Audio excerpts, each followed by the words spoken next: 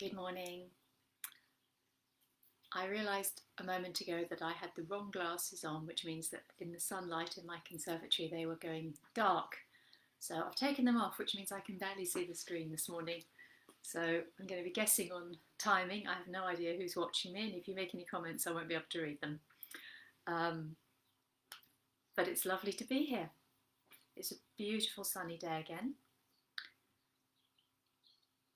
How's your weekend been?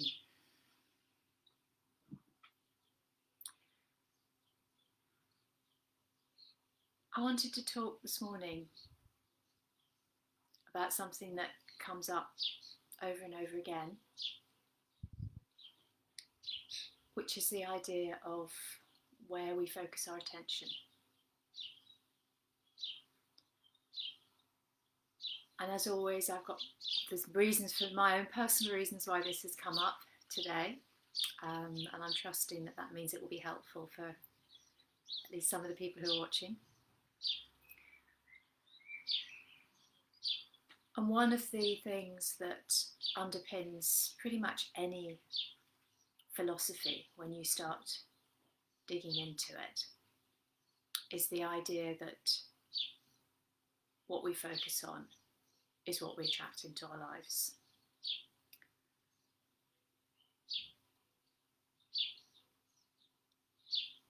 And sorry, can you hear all the birds from the garden?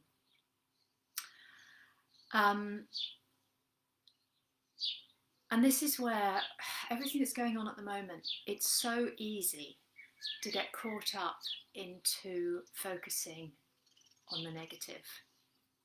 We've got negative messages coming left, right and centre at us at the moment. I should warn you, there's a pigeon walking along the roof, and if the dog sees it, she's going to go mad. We've got negative stories coming in left, right and centre from the newspapers, whether they are the fear of everything that's surrounding us at the moment, whether they are stoking up resentment against other, you can see the shadow above my face, against other members of society.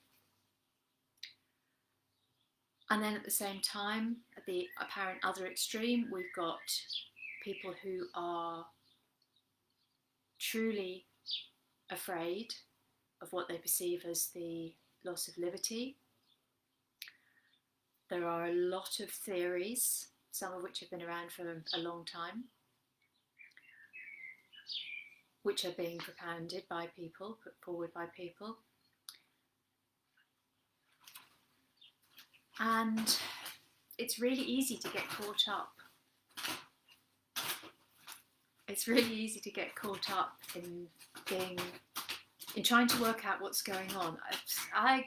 Everything is coming in today. There's two pigeons outside now who are doing what pigeons do in the spring.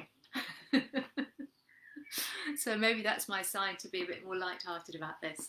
It's so easy to get caught up in trying to make a decision about what is the true story, the true narrative, knowing exactly what the facts are and then having to decide how I respond to them, and then wanting everybody else to respond to them. Where I'm trying to get to this morning is that yet again, this comes back to a choice. Am I going to make the next moment of my life about love or about fear? If I've just read something in the newspaper or on Facebook that has caused me to go into fear, has caused that contraction in my heart, in my solar plexus, I have a choice. I can stay with it and I can focus my attention on that fear, on that story, that person, whatever it is that has caused that feeling.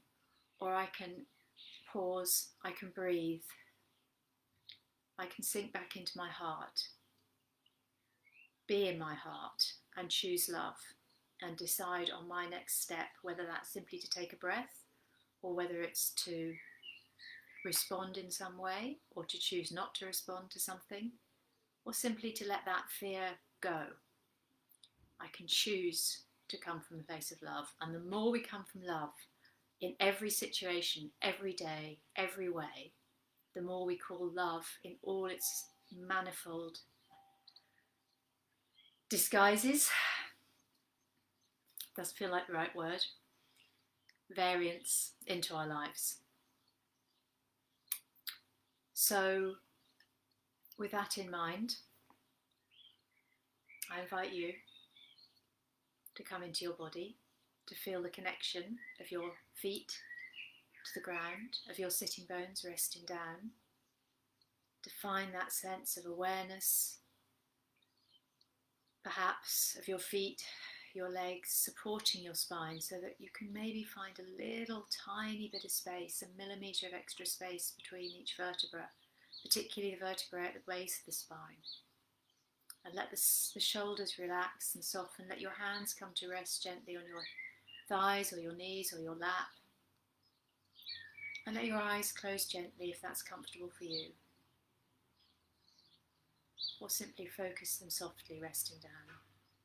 And bring your awareness to your breath for a few moments, watching how the breath is coming and going in your body today, now.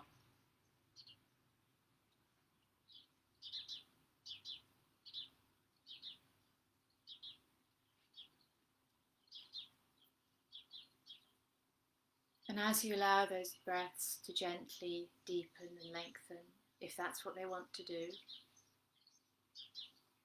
and if not, simply allowing them to be as they naturally come, bring your awareness to your heart, allowing all the busyness in your head to rest down, floating gently downwards to rest in your heart.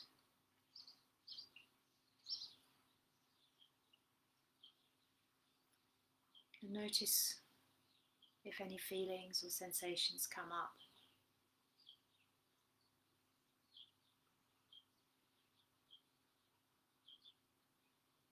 Be with those feelings. Notice where in your body you feel them,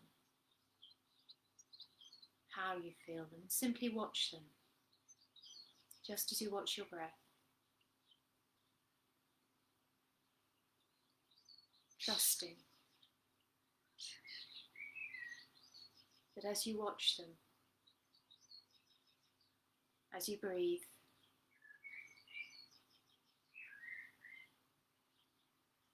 they will change. Because everything changes. And with each change that comes, we can choose again.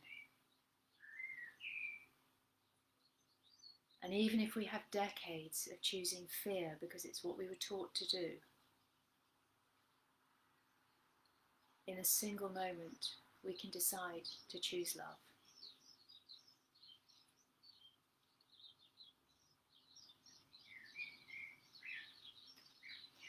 And we can respond to anything that comes up in front of us from a place of love.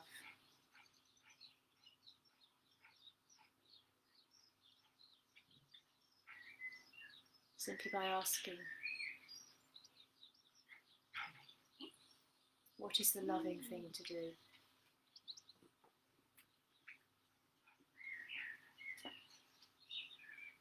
What action that I can take now will contribute to love rather than fear in this situation?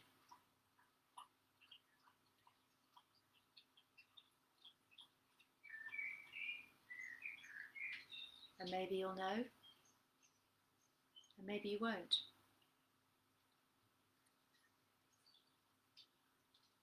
And if there's no clear answer,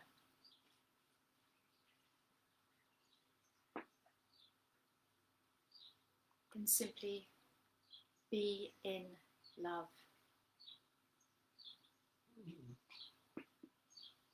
Allow yourself to feel true love for yourself. Send love to anyone else, whether it's individuals who you know or love, whether it's people in the wider world. Send them love.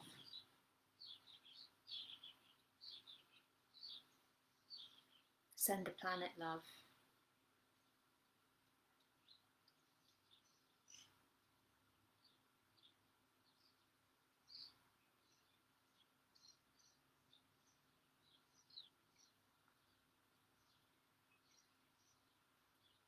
And notice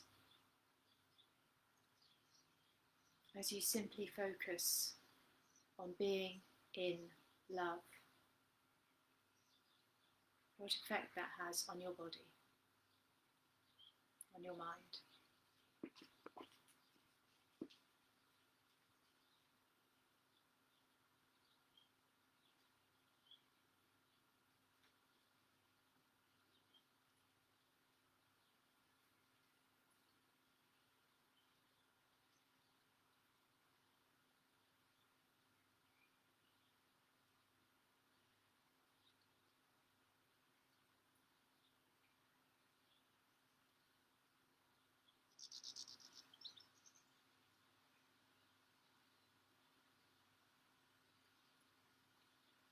Om Shanti Shanti Shanti.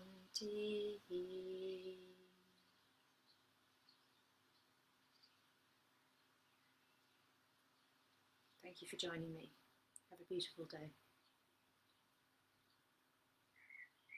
With love.